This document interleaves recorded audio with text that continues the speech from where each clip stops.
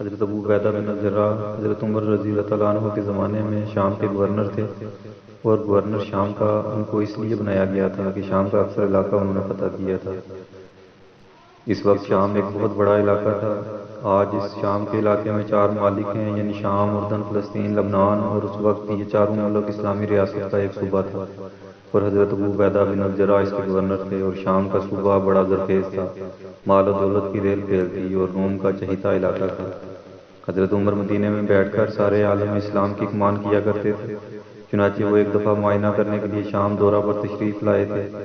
شام کے دورے کے دوران ایک مرتبہ حضرت عمر نے فرمایا کہ اے ابو عبیدہ، میرا دل چاہتا ہے کہ میں اپنے بھائی کا گھر دیکھوں جہاں تم رہتے ہو۔ حضرت عمر رضی اللہ تعالیٰ عنہ کے ذہن میں یہ تھا کہ ابو عبیدہ اتنے بڑے صوبے کے گورنر بن گئے ہیں اور یہاں مال و دولت کی فراوانی ہے، اس لیے ان کا گھر دیکھنا چاہیے کہ انہوں نے کتنا مال جمع کیا ہے۔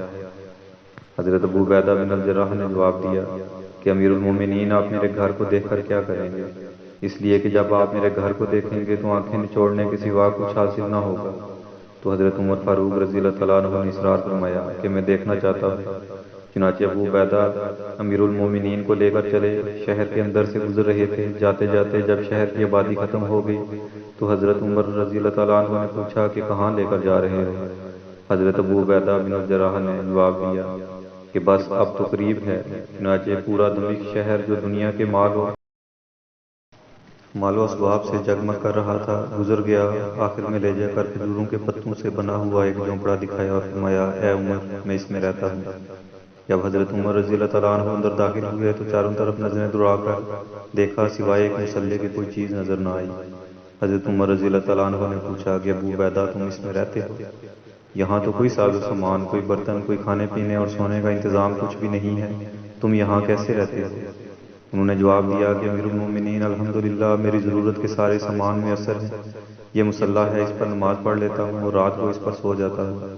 اور پھر اپنا ہاتھ اور اوپر چھپڑ کی طرف اٹھایا اور وہاں سے ایک پیالہ نکالا جو نظر نہیں آ رہا تھا، اور وہ پیالہ نکال کر دکھایا کہ امیر المومنین برتن یہ ہے۔ حضرت عمر رضی اللہ تعالیٰ عنہ نے جب اس برتن کو دیکھا تو اس میں پانی بھرا ہوا تھا اور سوکھی روٹی کے ٹکڑے بھیگے ہوئے تھے۔ اور پھر حضرت ابو عبیدہ بن الجراح نے فرمایا کہ امیر المومنین، میں دن رات تو حکومت کے سرکاری کاموں میں مصروف رہتا ہوں، کھانے وغیرہ کے انتظام کرنے کی فرصت نہیں ہوتی۔ ایک خاتون میرے لیے 2-3 دن کی روٹی ایک وقت میں پکا دیتی ہے۔ میں اس روٹی کو رکھ لیتا ہوں اور جب وہ سوکھ جاتی ہے تو میں اس کو پانی میں ڈبو دیتا ہوں اور رات کو سوتے وقت کھا لیتا ہوں۔ حضرت عمر رضی اللہ تعالیٰ عنہ نے یہ حالت دیکھی تو آنکھوں میں آنسو آ گئے۔ حضرت ابو عبیدہ رضی اللہ تعالیٰ عنہ نے فرمایا، امیر المومنین، میں نے تو آپ سے پہلے ہی کہہ دیا تھا کہ میرا مکان دیکھنے کے بعد آپ کو آنکھیں نچوڑنے کے سوا کچھ حاصل نہ ہوگا۔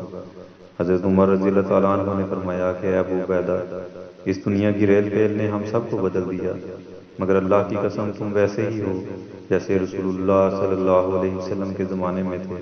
اس دنیا نے تم پر کوئی اثر نہیں ڈالا۔